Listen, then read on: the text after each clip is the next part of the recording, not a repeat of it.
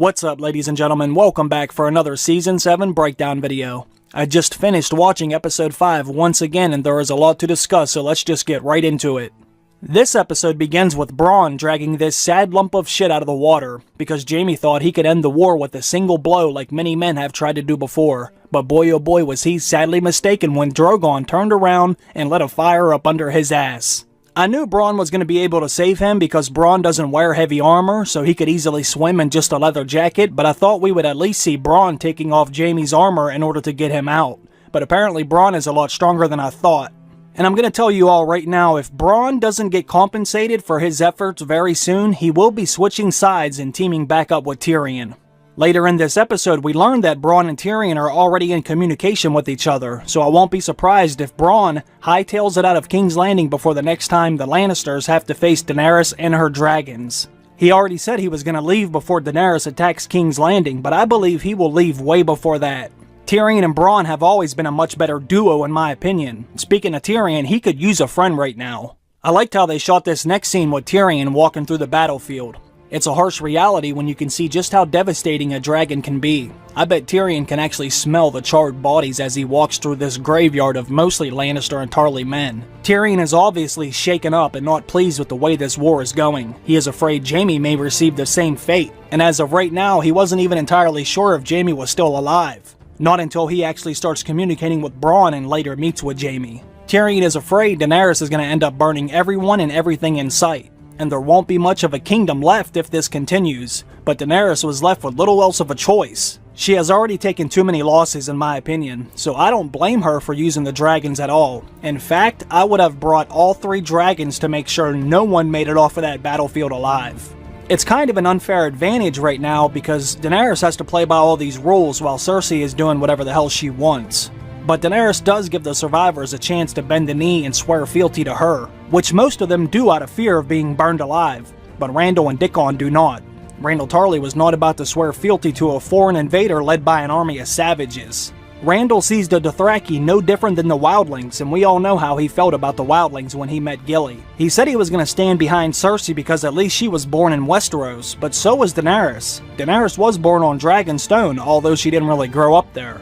Randyll was also disgusted by Tyrion because he said he murdered his own father, but Randyll's decision got his own son killed. Now I know Dickon made the decision on his own, but you saw what kind of man Randyll was. You know he already had it ingrained in Dickon's head to be the same kind of man that he was. That's the same reason why Sam Tarly was sent to the wall, because he wasn't just like him. Randyll should have bent the knee to at least save his son's life, but that's just my opinion. In the next scene, Jaime reveals the truth to Cersei about Joffrey's death. This whole time, Cersei has blamed Tyrion and Sansa for his death, but Jaime makes her realize Lyanna was telling the truth about being the one who poisoned him. Cersei finally puts the pieces together. Oh yeah, it would have been easier for Lyanna and Marjorie to have more power if Joffrey was out of the way. That's right, Cersei, you were raising a little monster that no one loved but you. Cersei is furious about this, and Jaime tries to explain that there is no way in hell they're going to win this war against 3 dragons, but Cersei did what we all knew she would do. The only way you're going to get Cersei off the throne is if you pry it from her cold dead fingers, but that's not going to be easy. The Lannisters did just lose the battle, but they haven't lost the war just yet. The Tyrell gold did make it back to King's Landing. Cersei will be able to use that gold to hire an army of mercenaries to go head-on against Daenerys and her soldiers. Cersei will also be able to open up a new line of credit with the Iron Bank, and she may be telling Qyburn very soon to have some more anti-dragon weapons made.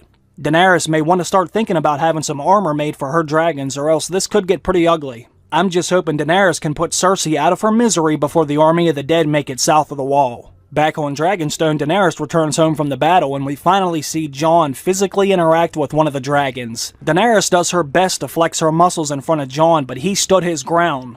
Tormund said Jon had a small penis, but his balls must be made out of Valyrian steel, because this would have been terrifying. Thanks to Jon's Targaryen blood, he was able to bond with Drogon and pet him. This was a pretty cool scene, I thought, and it was kind of emotional. Daenerys and Jon have no idea that they're actually related, and you could see Daenerys watching Jon with a curious look on her face. She had to have been wondering how the hell Jon was able to do this. I think it kind of turned Daenerys on, and you know these two are going to end up hooking up, it's just a matter of time. But what I'm wondering now is if we're ever going to see Jon actually ride a dragon of his own. Imagine if we had 2 dragon riders taking them into battle. I think that would be absolutely incredible looking. Before this scene ends, Sir Jorah Mormont arrives, and I must say, he did look pretty damn healthy. It was nice to see Daenerys be able to finally fully embrace Jorah now that he's returned. She must be pretty confident that Jorah is cured because she reached right in there and gave him a big ass hug.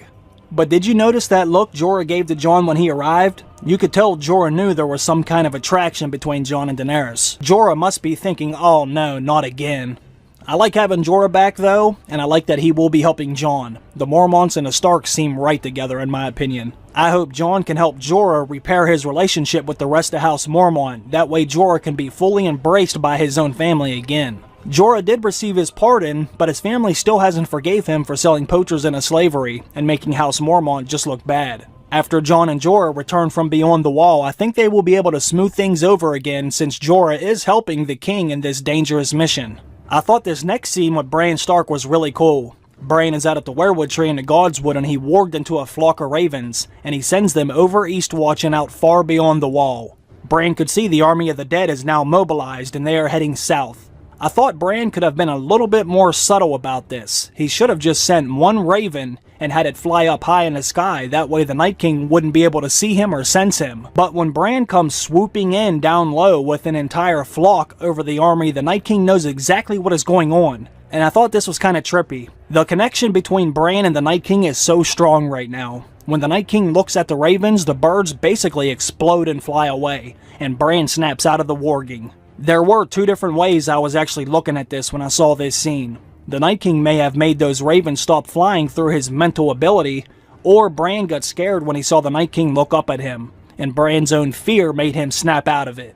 Either way, Bran is terrified of the Night King ever since he grabbed him during the vision. Bran knows exactly how powerful the Night King is with his own mind, because Bran is still learning how to harness his own power, so as of right now, the Night King still has him beat. I did notice something interesting here though. If you look at the rock platform the Night King is sitting on with the other White Walkers, it looks like the same rock platform Jon and company are running towards in the preview trailer. I think the Night King knows they are coming and he's going to set out a trap for Jon and his friends, but I could be wrong, but it does look like the same rock formation. Anyways, Bran has Maester Walcan send out ravens and notify everyone that the dead are marching on the wall. The Citadel receives theirs immediately, but everyone is still skeptical about dead things actually being reanimated and headed to Westeros. Sam knows that if he could get the help from all the Maesters, they could find something, anything in the library that can be of use during the long night. Something that can stop the Night King for good, but unfortunately the Maesters have the same mindset of nearly everyone else in Westeros. Only those who have been beyond the wall know what lies out there. This does kind of force Jon's hand into going out there and getting proof on his own, since nobody wants to send any men up north, because their help is needed now before the wall is actually breached. You don't want to wait until it's too late and you have dead men walking in your backyard. But I fear that by the time Jon is able to show everybody that the threat is real, the Night King will already be closing in on Winterfell, because that will definitely be one of the Night King's big targets he wants to hit first. The Maesters did say something interesting as Sam was walking out of his room. As they were mocking him, one of them made a joke about how people used to say the Drowned God would defeat Aegon the Conqueror. Now that sounds like it may just be a throwaway line, but it could also be some kind of foreshadowing. Obviously, Euron Greyjoy is connected to the Drowned God, and Daenerys is connected to Aegon the Conqueror. If this does end up being some kind of foreshadowing, then that doesn't sound too good for Daenerys, but we shall see. Jon gets word that Bran and Arya are alive, after he receives the Raven Scroll that sneaky-ass Varys decided to read for himself before Jon could. I got my eye on you, Varys, and I don't really trust him, especially after Melisandre said he would die in this country. If anyone is the mole right now, I think it would be Varys. He may start to think Daenerys isn't best for the realm, now that she's burning people alive. If Tyrion can help get her to listen, Varys will switch sides once again, if he hasn't already. But Bran tells Jon that the dead are coming, and since no one wants to help, Jon and his team must go get proof by capturing the Wight, and bring it back to show everyone that the threat is real. But no one believes Cersei is even going to be willing to meet with them without setting them up. So Tyrion decides he wants Davos to smuggle him into King's Landing so he can meet with Jaime in private.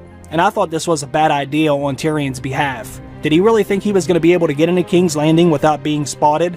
I mean, he is the most famous dwarf in all the lands. Now, I know Gendry ended up saving him from being arrested, but he was lucky, very lucky he wasn't caught and then killed. I think he should have asked Bronn to get Jaime to come to a much safer spot to meet. but the mission was complete, so it really doesn't matter anyway. Back in Winterfell, the North is no longer remembering once again. Lord Glover and Lord Royce already want Jon removed from his position as king. Now, Bran would be the true heir to Winterfell since he is the last living legitimate male Stark, but Bran wants nothing to do with it, and since Bran doesn't have a problem with Jon being the king, then these men need to respect his decision. I completely understand they don't trust a Targaryen, but your king is making a decision and putting his own life in danger to try and save everyone else in the realm. Whatever happened to loyalty? But I was very happy that Sansa actually spoke up and said Jon was the king, and I absolutely love that Arya is looking out for Jon too. Arya isn't about to let anybody pull a fast one while Jon is gone. Their bond has never broken. But Arya can see that Sansa is playing both sides right now, because if Jon doesn't come back for whatever reason, then Sansa will need men on her side. That's why she didn't lash out at Lord Glover and Royce. Arya knows that Sansa is thinking this, and Arya learned this little trick during her training at the House of Black and White. She learned how to read people and know if they're lying. Arya can tell that Sansa isn't fully committed to all of Jon's decisions, but Arya will see to it that she gets in line. In the next scene, Davos and Tyrion arrive at King's Landing, and Davos seems to be taking his son's death rather well. Now, I know it did happen a long time ago, and Davos and Tyrion need to play nice since they are working together, but you'd think Davos would have shown a little bit more emotion when talking to the man that killed his son during the Battle of Blackwater Bay.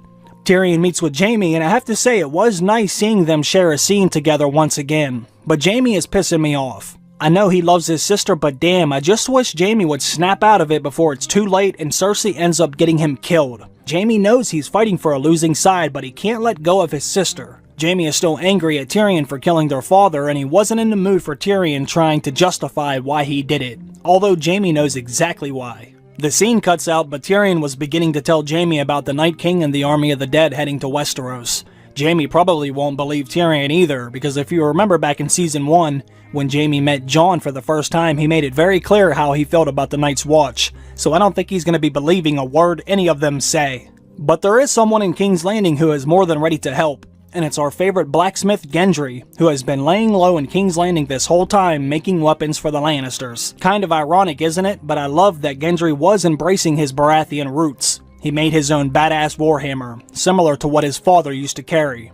I thought it was kind of funny though, because Gendry needed to stay under the radar, but when he walked out of his shop, he just had that big ass warhammer right in his hand, as if nothing was gonna happen, with the big stag sigil right on the side of it. You would think he would have at least covered it up a little bit and not have been so blatant about it. It's not until he gets to the boat that he's actually worried about someone seeing the hammer that looks awfully similar to what his father used to carry. Robert Baratheon swung a hammer just as good as other men could swing a sword, and it's obvious that talent is running through Gendry's veins because he bashes into heads of two gold cloaks like they were watermelons. Gendry will make a very nice addition to Jon's team. Now we just have to sit around and wait for Gendry and Arya's reunion. And while we wait for that reunion, we will continue to get more twincest with Jaime and Cersei. Cersei has no plans of backing down now that she's pregnant, and Jaime seems fully committed to her for the time being. Cersei has weaved her web around Jaime once again, and until he can get out from under her thumb, Jaime won't be betraying her anytime soon. But as I have stated before, Cersei will have a miscarriage because she can no longer have children. Thank the old gods and the new. We don't need another Joffrey running around now, do we? Cersei did suggest to Jaime that they should punish Bronn, but let's be serious here. Bronn saved Jaime's life several times during that battle. Jaime is not going to be punishing Bronn. But, like I said earlier in this video, I think Bronn's going to be switching sides.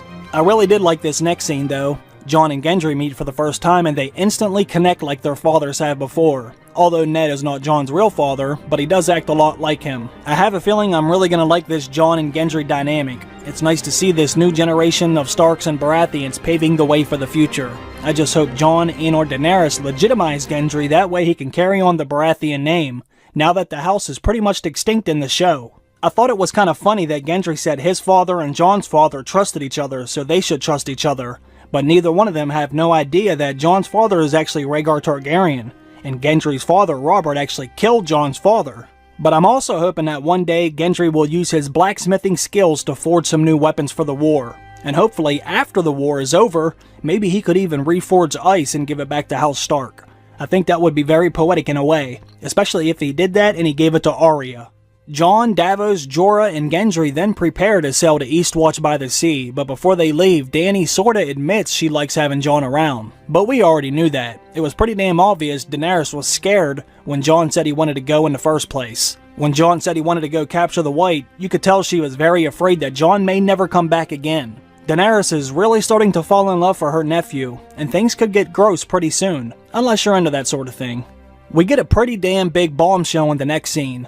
Gilly is reading a maester's old journal and she comes across a record of an annulment by a Prince Rhaegar. She actually mispronounced his name, and it says he remarried to someone else in Dorne, which is where Rhaegar and Lyanna were at.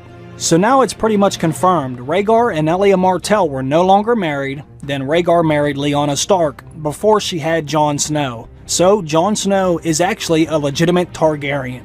This entire time he's been living his life as a bastard, but he's actually been royalty from the start. But the sad thing about it, Sam wasn't even paying attention to Gilly when she said this, but Sam wouldn't have known anyway because he has no idea who Jon's mom is. But with this information combined with what Bran saw at the Tower of Joy, they could put the pieces together and break this news to Jon. And I think Jon's going to be speechless when he finds this out. The North is already starting to speak out against Jon, so when they find out he's a Targaryen, I can see this becoming a real problem.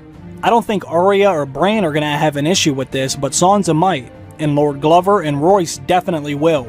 But this revelation won't come out until Season 8.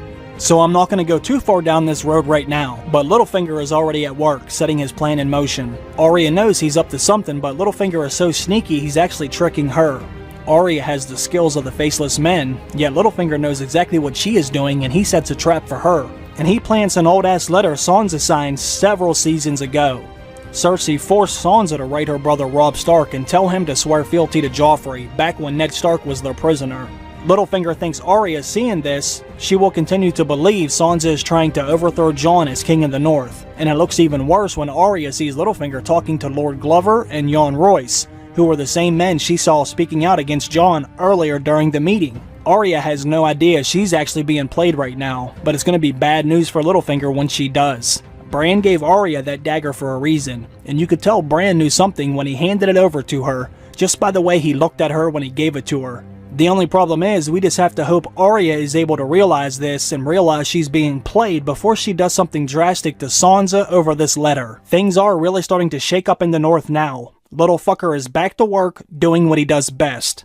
Our last scene of this episode is at Eastwatch by the sea, and I thought this shot of the wall looked really cool. Although it was all CGI, but I really like being able to see the edge of the wall, and to know this is where the Night King is going to strike first and make it south. I also love seeing all these characters together who all have a history with one another, but now they're going to have to put all their problems in the past and work together. One of my favorite things about Game of Thrones is when my favorite characters start to cross paths and share screen time and dialogue together, especially when they reference things about the past.